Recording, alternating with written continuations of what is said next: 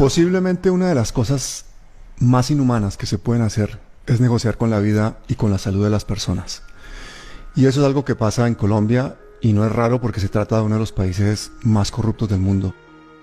El problema es que la salud es un derecho humano, no es algo que nos quieran dar los gobiernos, por el contrario, es algo que les debemos exigir.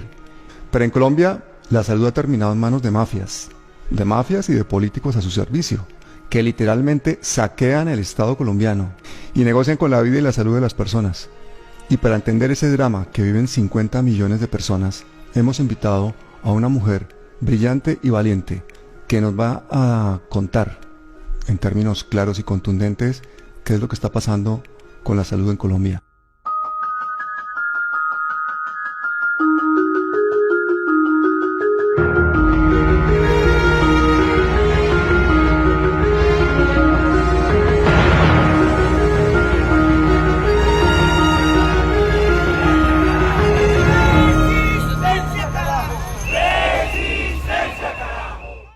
Doctora Carolina Corcho, es un placer tenerte aquí. Muchas gracias, Pablo, por esta invitación para hablar este tema que constituye, digamos, la causa de nuestra vida. Cuéntame cuál es fundamentalmente el problema de la salud en Colombia. Es que la salud en Colombia se volvió un negocio, es un sistema privatizado en un 80%, pero privatizado no quiere decir que hayan capitales privados, inversionistas que hayan venido a invertir en Colombia, no, es con los recursos de los impuestos de los ciudadanos, de los colombianos que se financia, pero lo manejan privados, muchos de ellos con criterio de negocio, ganancia y lucro. Eso nos ha costado una pérdida enorme de vidas porque este sistema no privilegia el derecho fundamental a la salud y la vida de los colombianos. Es decir, es un sistema en manos de privados, pero con fondos públicos. Completamente. La financiación del sistema de salud es por los aportes de los trabajadores y por los aportes de los impuestos de los ciudadanos del país. Los capitales privados son ínfimos o casi inexistentes. Pero eso es un sistema muy perverso, porque entonces es un negocio. ¿Y Completamente. quiénes son los dueños de ese negocio?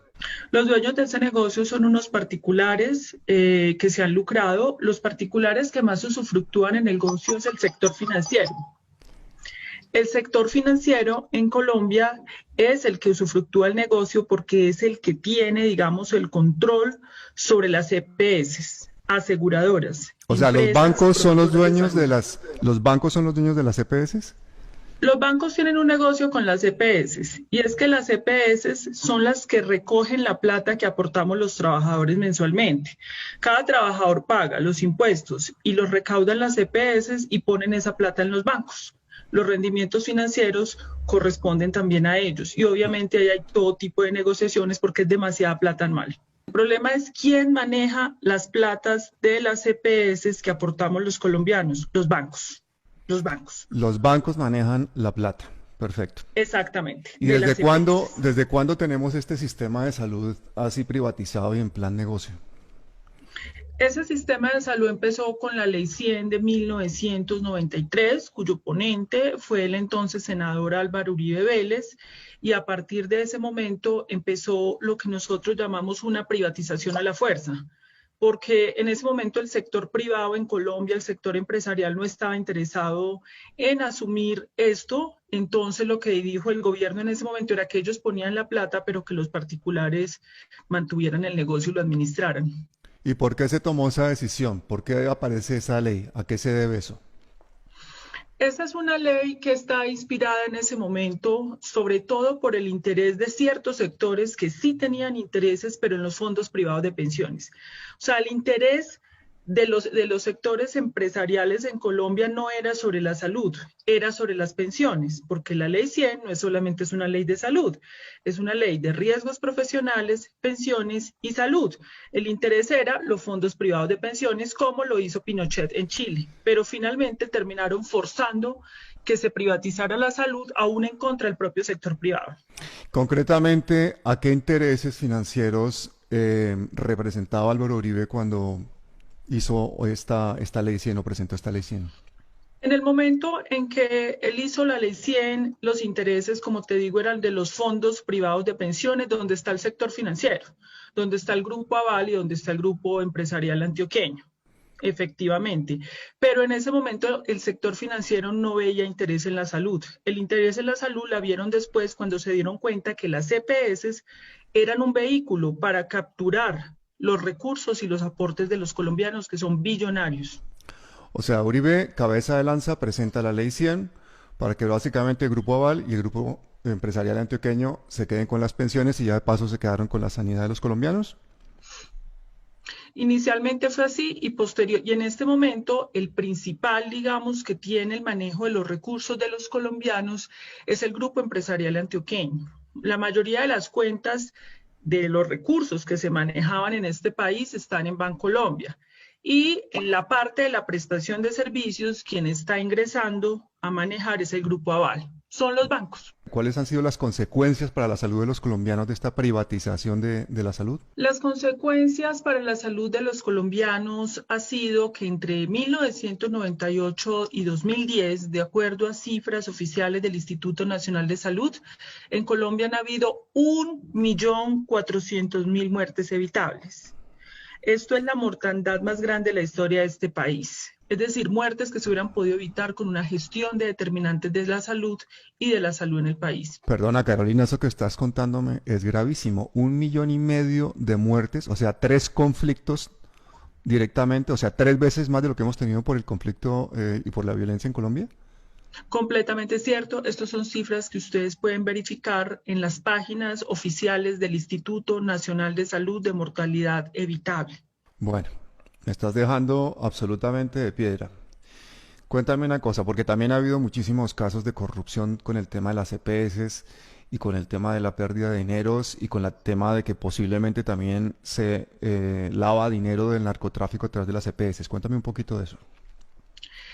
Nosotros ya hay un caso comprobado en Colombia. En Colombia hasta hace 4 años habían 72 EPS. En este momento hay 48. Se investigó una de las 72 EPS y se encontró que esta EPS había saqueado, es decir, destinado con fines distintos a la atención de salud. ¿Qué quiere decir? Pago de trabajadores, medicamentos, camas, hospitalizaciones, 1.5 billones. Pablo, ayúdame a hacer esa conversión en dólares y en euros. 1.5 billones solo una EPS investigada y en un solo periodo. Eso es el tamaño de la corrupción y eso es lo que sabemos. Lo que no sabemos puede ser peor. Si estamos hablando que la mortalidad de 1,5 millones de personas se debe a un mal servicio de salud y segundo, de un robo multimillonario, no entiendo cómo no ha habido una revolución en Colombia solamente por el tema salud. ¿Qué está pasando? ¿Por qué la gente no sabe esta situación, no la entiende? ¿O cuál es el problema? Las EPS manejan recursos billonarios. Aproximadamente los recursos son por el orden de 40 billones de pesos al año. Estos recursos de 40 billones de pesos, ellas extraen plata para la pauta, para poder manejar, digamos, todo el control, para controlar el Congreso de la República. Se ha comprobado que pagan congresistas para que aprueben los proyectos de ley que requieren para que se mantengan y evidentemente pauta publicitaria para mantener persuadiva a la ciudadanía colombiana de que ellos no son el problema. O sea, las EPS hacen cabildeo, es decir, lobby a los congresistas y aparte de eso pagan publicidad para mantener al pueblo colombiano, digamos, anestesiado y a sus gobernantes en nómina, ¿no? Completamente, está completamente demostrado, controlan a los ministros de salud, a los superintendentes de salud. La superintendencia es quien debe controlar las EPS, pero eso es una puerta giratoria. Entran a la superintendencia, salen a trabajar a las EPS y entran en la superintendencia. Así se la pasa. Las puertas giratorias. Y yo creo que ahora con la pandemia, pues como que se le han visto todas las costuras al sistema de salud colombiano y hemos visto toda clase de medidas absurdas. Cuéntame cuál ha sido el manejo de la pandemia en Colombia. No, el manejo de la pandemia en Colombia ha sido un desastre, así como en el mundo. Yo creo que la clase política global y la clase política colombiana, inclusive la alternativa, está completamente interpelada quedó al desnudo frente a esta pandemia.